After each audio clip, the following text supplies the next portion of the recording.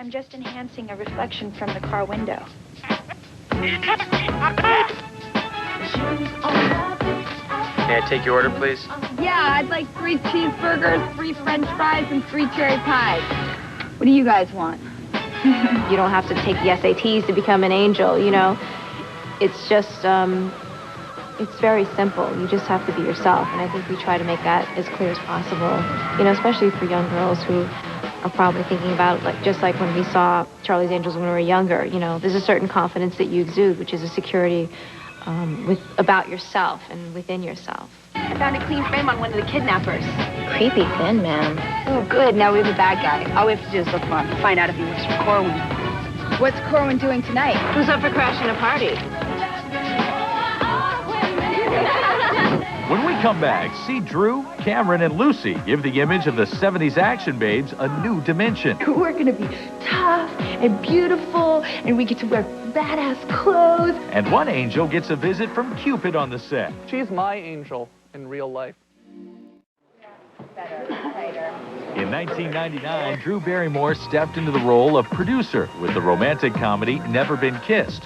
In her latest film, Charlie's Angels, the 25-year-old actress does double duty once again. I wanted to make a film that people could enjoy and feel good about, and people need to have fun in this world and in this life, and if this film could serve that purpose, then that would be the most important thing. And all we did was focus on that during the making of it. What would serve the best purpose of the film? And then the gift that we got, and that was that we actually really enjoyed making it and had a great time. I knew Drew was out there and she was involved in Charlie's Angels, and I thought, you know, Drew's going to want to make a really good movie. She's going to want to do the right thing. She makes great professional choices. We made a conscious effort also to make it seem as if any woman, any girl could be an angel.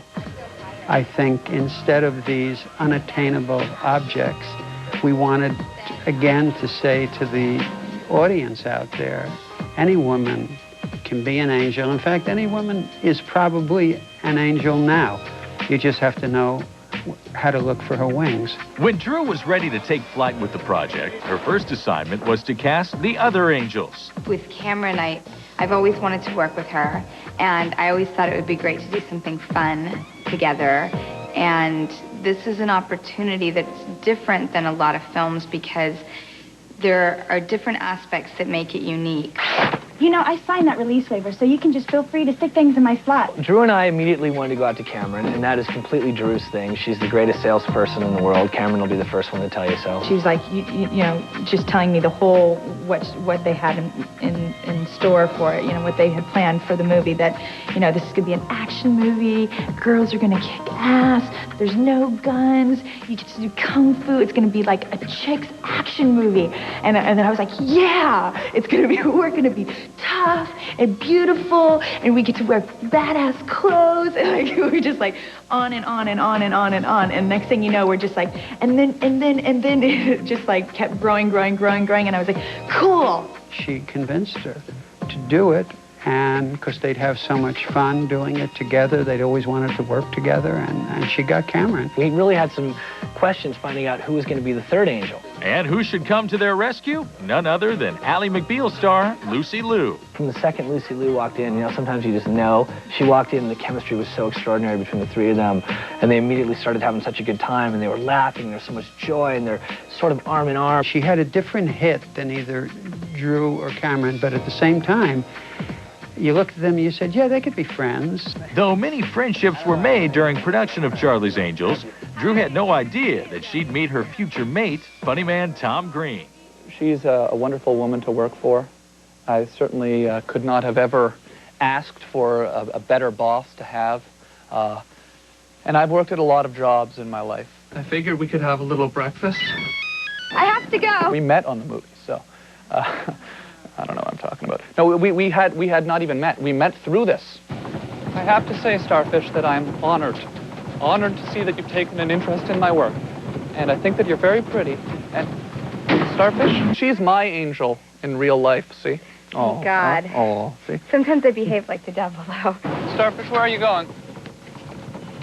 Starfish, are you going swimming? Where are you going? Where are you going again? Starfish? Was it the Chad?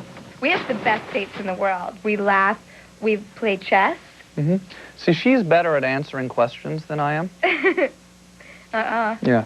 No, yeah, well, because you just had a nice response. It made sense. You know, it actually, there was a beginning, middle, and end.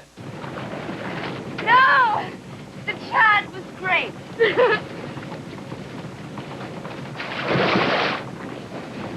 Chat was great. When we come back, the Angels do some kung fu fighting. They worked very hard on this kung fu business. And these leading ladies show that they're not all sugar and spice and everything nice. They could take the punches, they could throw the punches. Want to learn 25 things you don't know about Charlie's Angels? Check out E!Online's Charlie's Angels exclusives at www.eonline.com. Wait. Mark. Thank you. Well, cameras will go on 3. Ready, and 1, 2, 3. There is no shortage of firepower in the action-packed film Charlie's Angels, but only the bad guys used guns. The Angels had to rely strictly on martial arts, which required some intense training. You sort of have this great primal, sexy hand-to-hand combat mixed with like the humor of kung fu movies and character, and it's a whole new tone.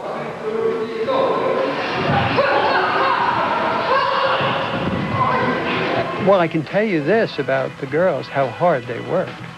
We brought over a team from Hong Kong of martial arts experts, the master, Chen Yan, and he said to them before we began, I will only accept this job if you agree for 2 months, 5 to 6 days a week, 6 to 8 hours a day of hard work, and no cell phones, no entourages. You eat what I tell you to eat, no smoking. And to watch Drew and Cameron, Lucy wasn't with us then, stare at him and go, yes, master. And they worked their butts off for those 2 months. Then you see, he's about to kick you in your back.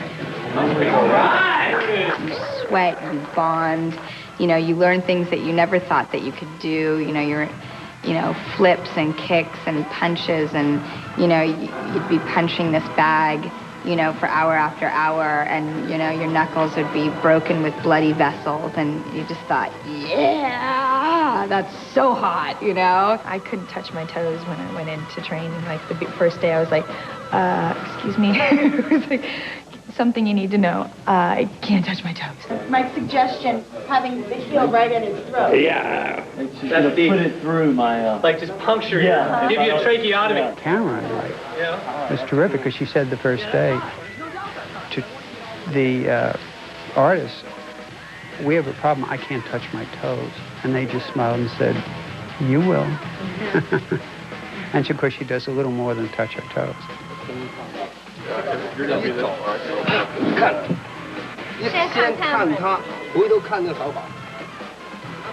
I kind of walked in thinking, okay, what's in store for me? And it was incredible. I mean, 8 hours of training a day, doing kicks and stretches. And if your body isn't really used to doing that every day, you kind of fall into a situation where you're in a lot of pain.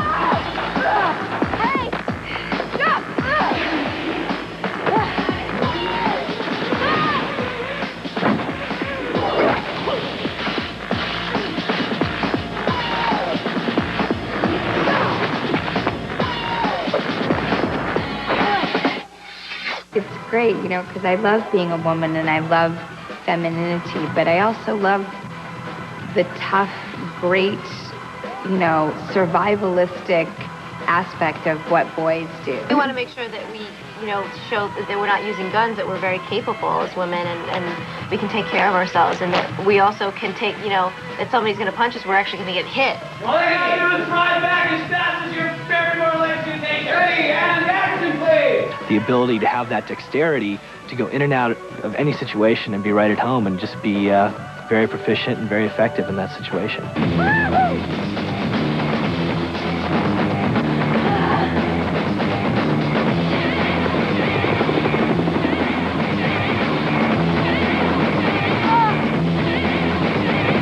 very hard on this kung fu business and all this fighting that they do in the movie.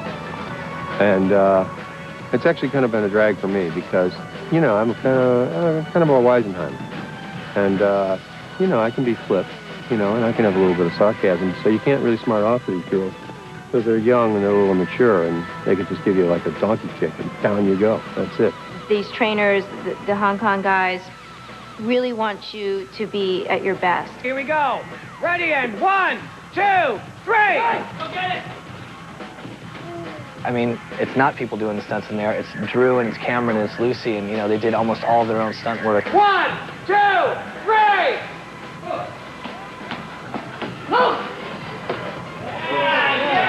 Even though we're sort of achieving sort of super realistic, you know, we're going sort of beyond reality, and some of the stuff we're also wanting to keep it grounded to show that we could actually, that these girls were actually capable of doing this, that they were, it was, you know, they could take the punches, they could throw the punches. Wait.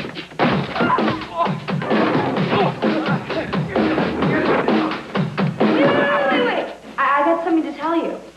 By the time this is over, every one of you is going to be face down on the floor.